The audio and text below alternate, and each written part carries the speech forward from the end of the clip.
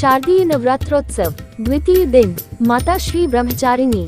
दुर्गा मातेचे दुसरे रूप ब्रह्मचारिणी या नावाने ओळखले जाते। ही नवदुर्गांपैकी दुसरी दुर्गा आहे। नवरात्रीच्या दुसऱ्या दिवशी देवी ब्रह्मचारिणीची पूजा केली जाते। ब्रह्मचारिणी शुभ्र वस्त्रे परिधान करून उजव्या हातात अष्टदल आणि डाव्या हातात कमंडल घेतलेली असते। या दिवशी देवी ब्रह्मचारिणीच्या मूर्तीवर चमेलीचं फूल अर्पण करावे, कारण हे देवी ब्रह्मचारिणीचं आवडतं फूल आहे। यांना ज्ञानाचे प्रतीक मानलं जातं। जाणून घेऊया त्यांची कथा।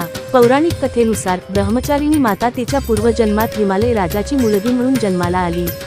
देवीने नारदजींच्या उपदेशानुसार भगवान शिव शंकर यांना पती म्हणून प्राप्त करण्यासाठी कठोर तप केले। या तपश्चर्येमुळे त्यांना ब्रह्मचारिणी असे नाव पडले। त्यांनी फळे आणि फुले खाल्ली आणि फक्त जमिनीवर बसून तपश्चर्या केली।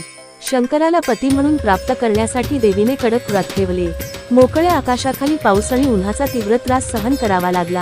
3000 वर्षे देवीने बेलाच्या झाडावरून गळून पडलेली सुकलेली पाने खाऊन भोलेनाथची पूजा केली। नंतर देवीने वाळलेली बेलाची पाने खाणेही बंद केले। या कारणास्तव त्यांचे नाव अर्पणा पडले। देवीने अनेक हजार वर्षे निर्जल आणि उपाशी राहून कठोर तप केले। कठोर तपस्येमुळे देवीचे शरीर पूर्णपणे कोरडे पडले। मग देवता ऋषी मुनींनी ब्रह्मचारिणी मातेच्या तपश्चर्याचे कौतुक करत सांगितले की, हे आई, जगात अशी कठोर तपश्चर्या कोणीही करू शकत नाही। अशी तपश्चर्या फक्त तुम्हीच करू शकता। तुमच्या या तपस्येमुळे तुम्हाला भोलेनाथ नक्कीच पतीच्या रूपात प्राप्त होतील। हे ऐकून ब्रह्मचारिणीने तपश्चर्या करणे थांबवले आणि त्या पुन्हा वडिलांच्या घरी परतल्या। तिथे गेल्यानंतर काही दिवसांनी देवीला शिवशंकर पती म्हणून प्राप्त झाले। मातेला तपश्चारिणी म्हणजेच ब्रह्मचारिणी म्हणून ओळखले जाते। ब्रह्मचारिणी मातेची पूजा करणे अत्यंत शुभ मानले जाते।